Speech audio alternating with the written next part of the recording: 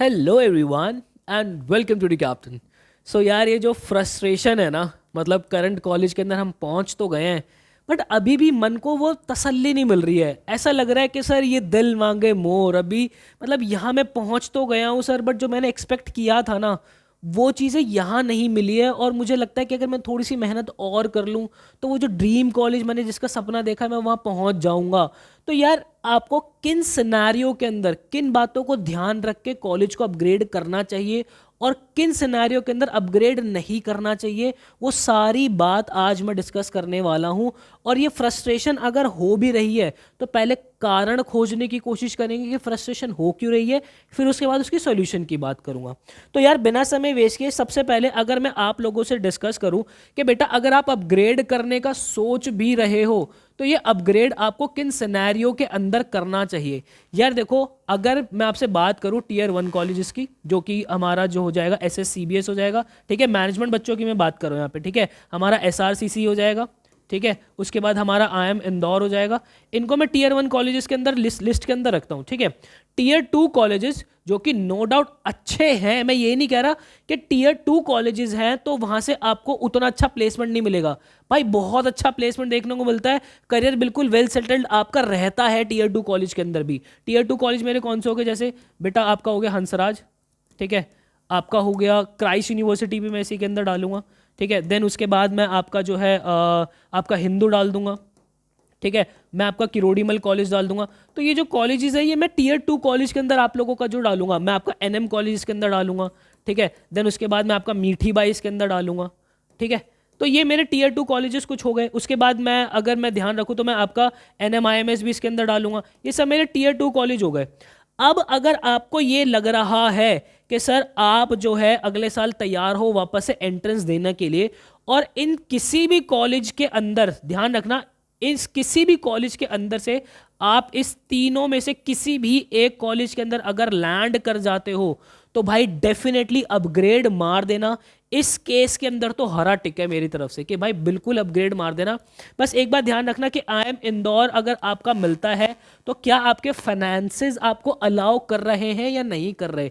हो सकता है कि भाई आप हंसराज कॉलेज के अंदर हो, ठीक है। हंसराज कॉलेज के अंदर हो, फीस की अगर मैं बात करूँ 20,000 रुपये सालाना फीस है।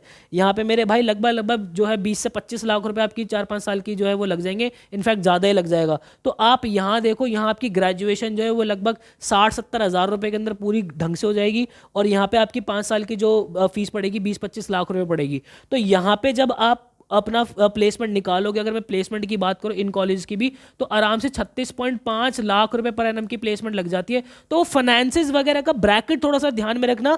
IIM इंदौर के केस के अंदर, सिर्फ IIM इंदौर के केस के अंदर कि घर के फाइनेंसिस अलाउ कर रहे हैं तो अपग्रेड करना। अदरवाइज आप इस किसी भी कॉलेज के अंदर से SSCBS या SRCC करते हो, आंख बंद करो, अपग्रेड कर जाओ। क्यों, इसके पीछे का रीजन दे देता हूं।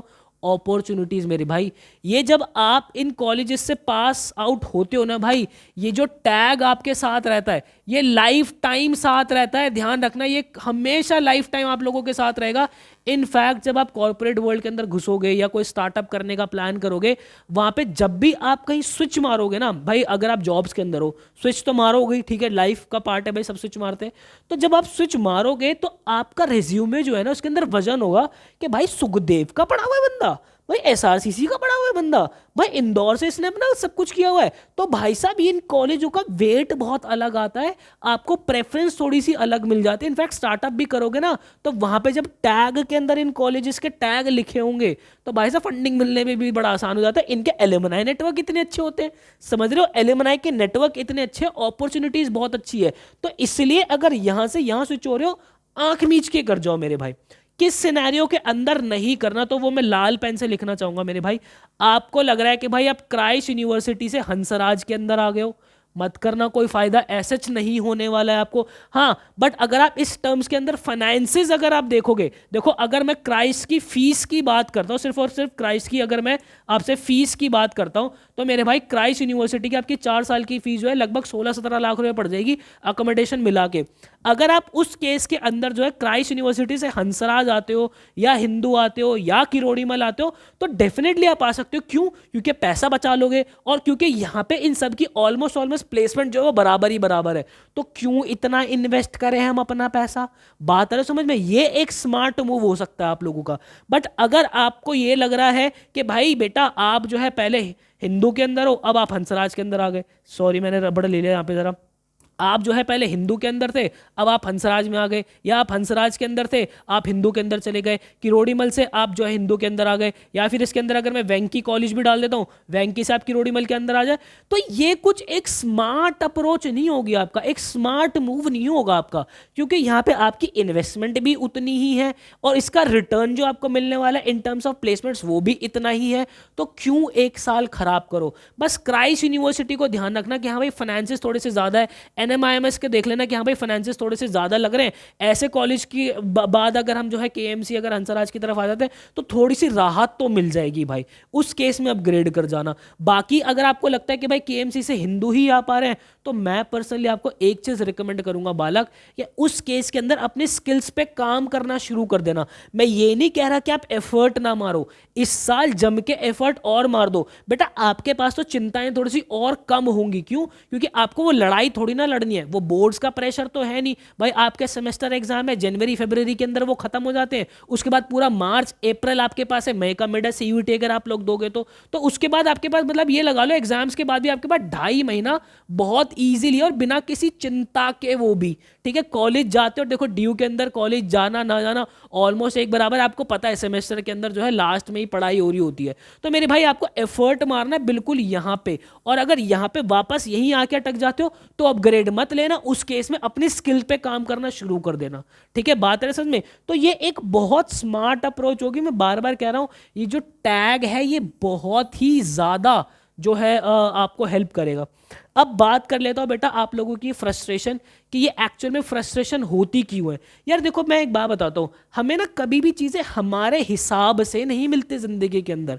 आप लोगों को फ्रस्ट्रेशन पता है क्यों होती है, आपने ड्रीम किया था एसआरसीसी, ठीक है, आप पहुंचे हुए हो क्राइस्ट यूनिवर्सिटी के अंदर, ठीक है, या फिर आप पहुंचे हुए एनएमआईएमएस के अंदर, ठीक है, या पहुंचे हुए आप जो है हंसराज या फिर हिंदू के अंदर आप पहुंचे हुए हो, तो ऐसे में जब भी कोई किसी कॉलेज से या कहीं से आपका इंटरेक्शन होता है किसी बच्चे से, वो एसआरसीसी का निकल जाता है, तो उस केस में फ्रस्ट्रेशन होने लगती है, वो जेलेसी फैक्टर जो है वो आना शुरू होता है, ठीक है। तो ये जेलेसी फैक्टर है जो आप लोगों के मन के अंदर फ्रस्ट्रेशंस पैदा कर देता है बहुत ज्यादा, कि यार, और बार बार आप उस कॉलेज के अंदर जाते हो बट उस कॉलेज को कोसते हो कि यार मैं यहाँ डेली, अब डेली घर से निकल रही है फीलिंग सोच के कि यार वापस से कॉलेज के अंदर जाना, काश मैं एसआरसीसी के अंदर होता।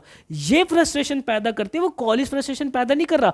इनफैक्ट आप ये देखोगे कि आप एसआरसीसी भी पहुंच जाओगे ना, फ्रस्ट्रेशन तो वहां भी खत्म नहीं होगी, क्योंकि ये ह्यूमन नेचर है भाई, हमें तो हमेशा से कुछ नया कुछ नया कुछ नया कुछ नया कुछ नया ऐसा चाहिए होता है। आप एसआरसीसी पहुंच जाओगे, आप बोलोगे कि यार सुना तो इतना कुछ ज्यादा था, क्या बस यही है क्या। पता है क्यों, क्योंकि बॉलीवुड ने जो है ना आप लोगों के माइंड के अंदर एक अलग कॉलेज की लाइफ जो है वो बना रखी है, तो उस बॉलीवुड वाले सिनेरियो से बाहर आओ मेरे भाई। ये फ्रस्ट्रेशन तो मेरे भाई कुछ भी कर लो हमेशा साथ रहेगी ही रहेगी।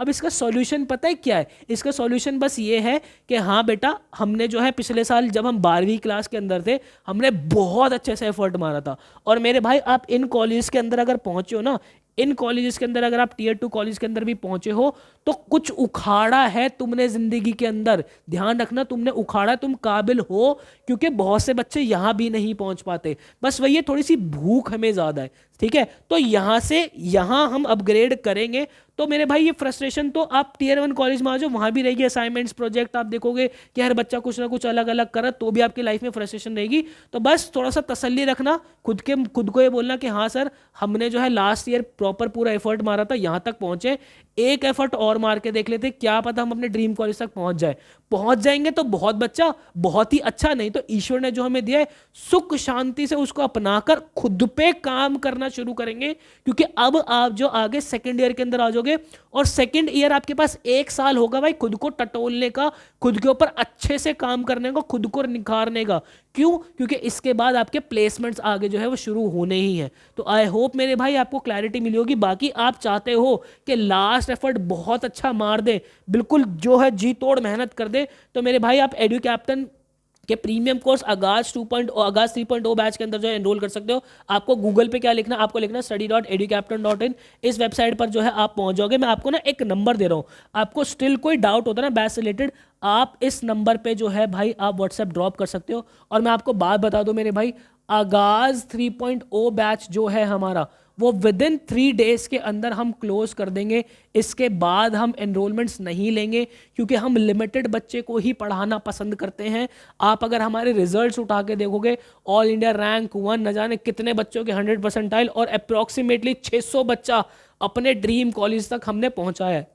उसके पीछे का मेन रीजन एक यही है कि हम बैचेस के अंदर भीड़ नहीं करते हैं, हमें लिमिटेड बच्चा पढ़ाना पसंद है, उनके साथ मेहनत करना पसंद है, उनको उनके ड्रीम कॉलेज तक पहुंचाना पसंद है। तो अगर आप एनरोल होना चाहते हो तो भाई विद इन 3 days आप एनरोल कर सकते हो। इसके बाद हम नहीं दे पाएंगे चांस यार, इसके बाद हम नहीं पढ़ा पाएंगे। इसके बाद आप भी अगर अपनी प्रिपरेशन स्टार्ट करोगे, क्योंकि बच्चों के बोर्ड्स वगैरह आ जाएंगे, हम खुद बोर्ड्स के अंदर बिजी हो जाएंगे, हम बैचेस के अंदर जो है बच्चों को पढ़ा रहे होंगे, तो हम और नई एनरोलमेंट्स आगे नहीं ले पाएंगे। तो आई होप आपको क्लैरिटी मिली होगी। ऐसी ही बेस्ट ऑथेंटिक वीडियोज जो है हम आप लोगों के लिए बनाते रहेंगे। मिलता है किसी नेक्स्ट वीडियो के अंदर, मुझे दीजिएगा इजाजत। Till then bye bye and take care.